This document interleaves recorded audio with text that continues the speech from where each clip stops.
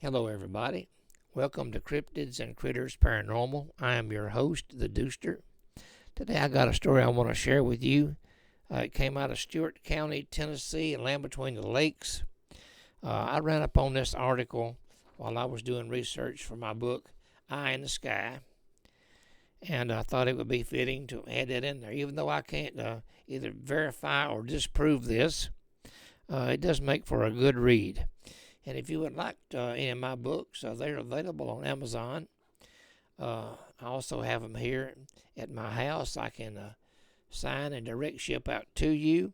If you would like a copy, shoot me an email to ghosthunter911@gmail.com. Again, that is ghosthunter911@gmail.com. And I will make sure you get a copy delivered to your mailbox. They're also available if you would like to look through my book selection to see what I have. You go to my Facebook page, Soggy Bottom Bookstore, and you can kind of look through them, look at the prices, and see a front and back of each book, and kind of read a little bit about it if you want to. But anyway, I call this story Dead Man Standing. Like I said, it came out of Stewart County, Tennessee, and Land Between the Lakes. In the fall of 1975, a hunter in the Land Between the Lakes recreation area found a dead man in the woods behind a model fire tower, which is located in Stewart County, Tennessee. At that time, Land Between the Lakes, which is also known as LBL, was under the exclusive control of the Tennessee Valley Authority, or TVA, before being turned over to the U.S. Forestry Service. The fire towers at that time were manned by rangers of the Tennessee Department of Forestry and ranger aides.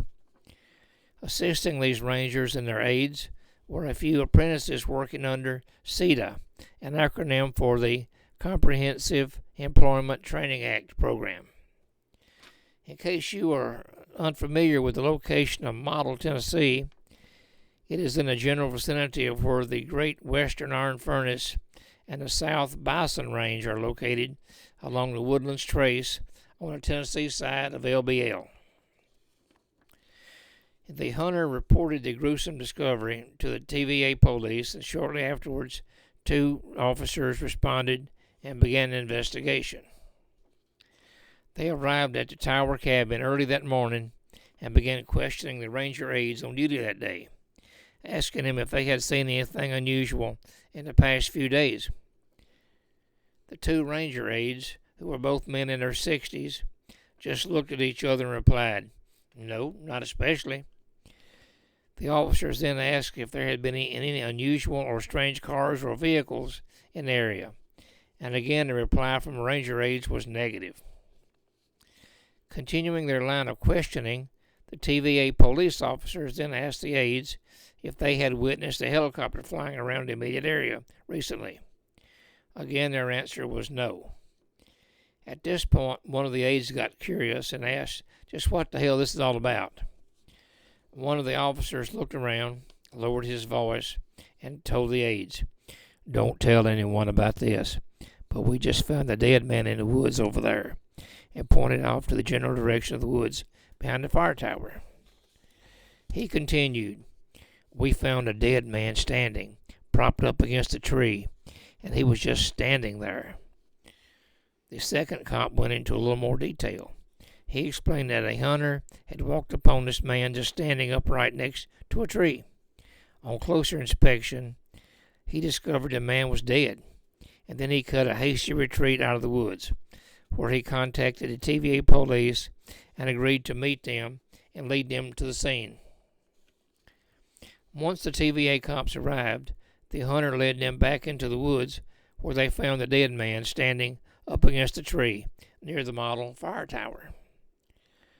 There was no one else or any vehicles around. There were no visible tire tracks anywhere near the scene. The victim was described as a young man dressed in a dark suit and tie, with black hard-soled dress shoes, just like you would wear to church, sunglasses, and a black hat. he had been propped up against a tree. Although the officers saw no sign of a car or truck tracks coming or going from a dead man, they did notice a clearing close by where the dead man was standing, and it appeared that a portion of the tall grass was flattened down and appeared to have been flattened recently. It appeared to them that possibly a helicopter had landed in the spot and had hovered there for a while before it took off. They speculated that maybe a helicopter landed in the clearing and someone deposited a young dead man in a business suit, necktie, sunglasses, and hat and stood him up against a tree in the woods near the fire tower. The cops then told the rangers not to mention this to anyone until they completed their investigation.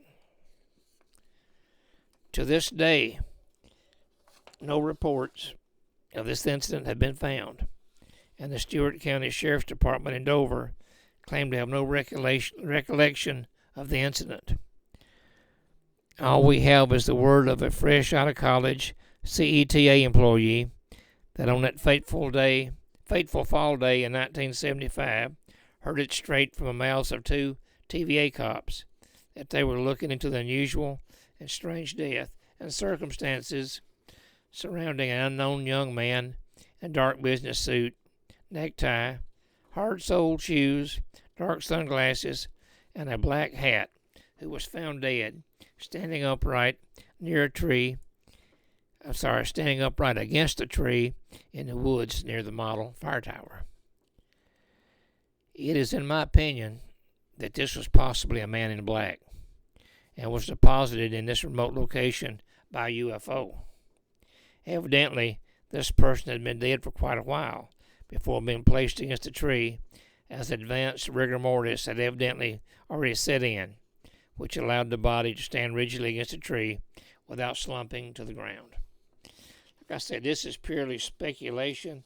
This one article is all I have found that has mentioned this man in black. And like I said, I haven't been able to either prove it or disprove it at this time. So I hope you enjoyed the story. If you don't mind, subscribe to my channel, like it, share it, and come back and see us. And once again, this is the Dooster with Cryptids and Critters Paranormal. Have a good day and be careful out there. We'll catch you next time.